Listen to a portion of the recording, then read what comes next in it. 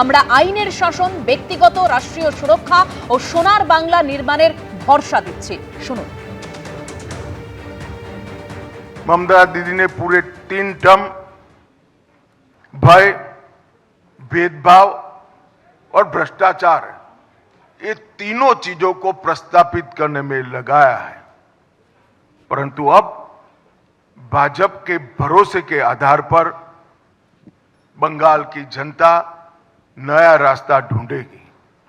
ये भरोसा है कानून के राज का, ये भरोसा है व्यक्तिगत और राष्ट्रीय सुरक्षा का, ये भरोसा है रोजगार का, और ये भरोसा है सोनार बांग्ला के निर्माण का। ये भरोसे के आधार पर हम इस चुनाव में रचनात्मक रूप से जाना चाहते हैं, और मुझे पूरा विश्वास है बंगाल की जनता हमें अगले 5 साल के लिए एक लोकप्रिय सरकार बनाने का यहां जरूर मौका देगी, जहां मन भययुक्त न हो और सिर गर्व से ऊंचा हो। वो गुरुवर टैगोर की कल्पना को हम निश्चित रूप से जमीन पर उतारने का प्रयास करेंगे। ভয় নয়, ভরসার ভিত্তিতেই এবার ভোটে লড়তে চাই বিজেপির। ইস্তফা মাফ করবেন, বিজেপির যে সংকল্পপত্র তাতে কিন্তু এমনটাই আজকে উল্লেখ করেছেন কেন্দ্রীয় স্বরাষ্ট্রমন্ত্রী অমিত শাহ। অন্যদিকে বসিরহাটে সভা থেকে মমতা বন্দ্যোপাধ্যায় তিনি বলছেন বিজেপিকে ভোট দেবেন না, ওরা দুদিন পরেই বসন্তের কোকিলের মতো উড়ে যাবে, খাদ্য, বস্ত্র, বাসস্থান সবটাই কেড়ে নেবে।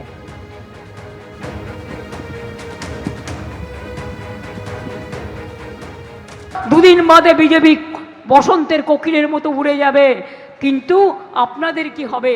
ঠিকানা কেড়ে নেবে, আশ্রয় কেড়ে নেবে, খাদ্য কেড়ে নেবে, বস্ত্র করে নেবে। তাই মনে রাখবেন, তখন আমাদের গান গেয়ে বলতে হবে, তোমার দেখা নাই গো, তোমার দেখা নাই। 365 দিন থাকে না, বন্যায় থাকে না, ঝড়ে থাকে না, জলে থাকে না, দুঃখে থাকে না, শুধু লোক মারে, অত্যাচার করে, সন্ত্রাস করে আর দাঙ্গা করে। এই দাঙ্গাকারীদের একটি ভোটও নয়।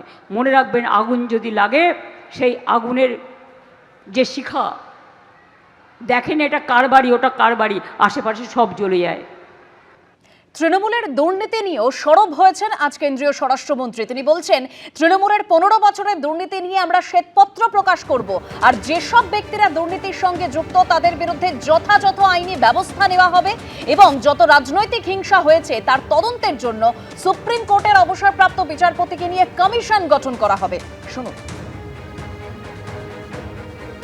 टीएमसी के 15 वर्ष के भ्रष्टाचार के लिए हम एक श्वेत पत्र जारी करेंगे, और सरकार की पाई पाई जिन भ्रष्टाचारियों ने खाई है उनको कानून के जरिए जेल की सलाखों के पीछे भेजने का काम भारतीय जनता पार्टी करेगी।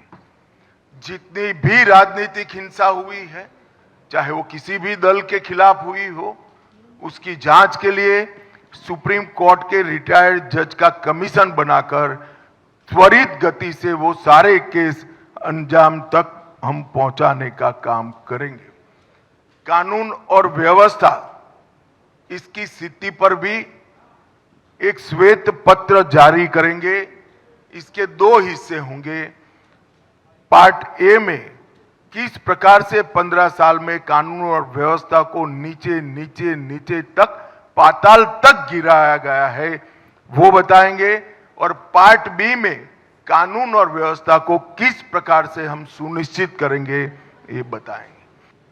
সংকল্পপত্র প্রকাশ করে কেন্দ্রীয় স্বরাষ্ট্রমন্ত্রী অমিত শাহ তিনি ভরসা দিচ্ছেন পশ্চিমবঙ্গের মানুষকে। বলছেন নির্ভয়ে আপনারা ভোট দিন, এ রাজ্যে নিরঙ্কুশ সংখ্যাগরিষ্ঠতা নিয়ে ক্ষমতায় আসবে বিজেপি।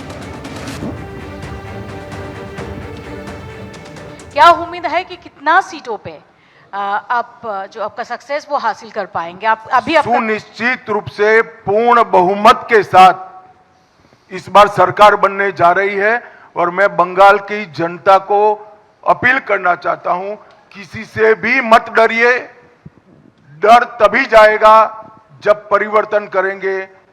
इस चुनाव में भयमुक्त होकर वोट करिए और परिवर्तन की शुरुआत करिए।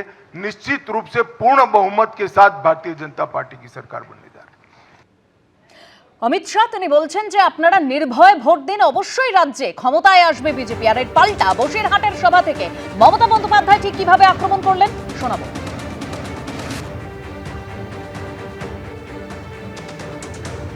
রাজ্যে নিরঙ্কুশ সংখ্যাগরিষ্ঠতা নিয়ে ক্ষমতায় আসবে বিজেপি, আপনারা নির্ভয়ে ভোট দিন, অবশ্যই রাজ্যে ক্ষমতায় আসবে বিজেপি। সংকল্পপত্র প্রকাশের পর দাবি করেছেন কেন্দ্রীয় স্বরাষ্ট্রমন্ত্রী।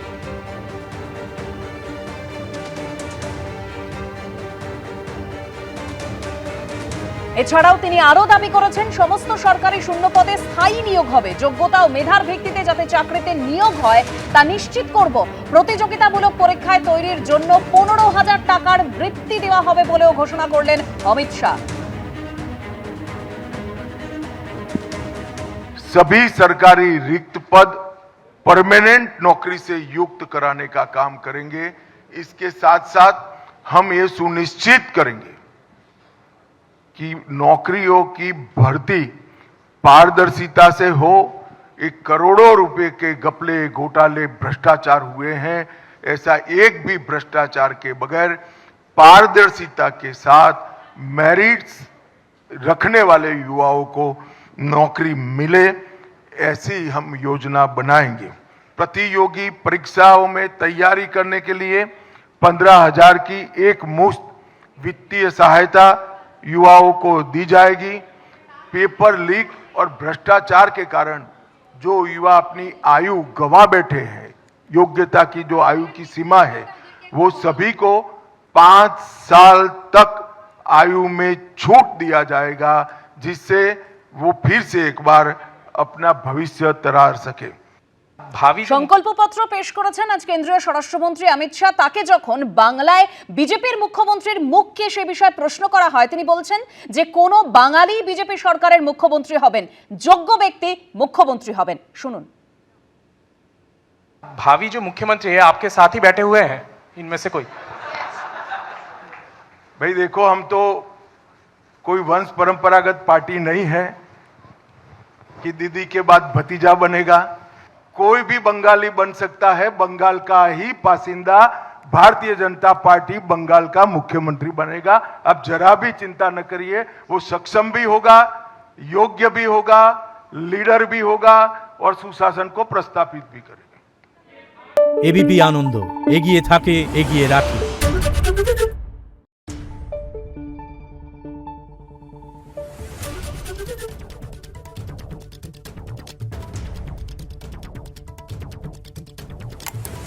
Thank you.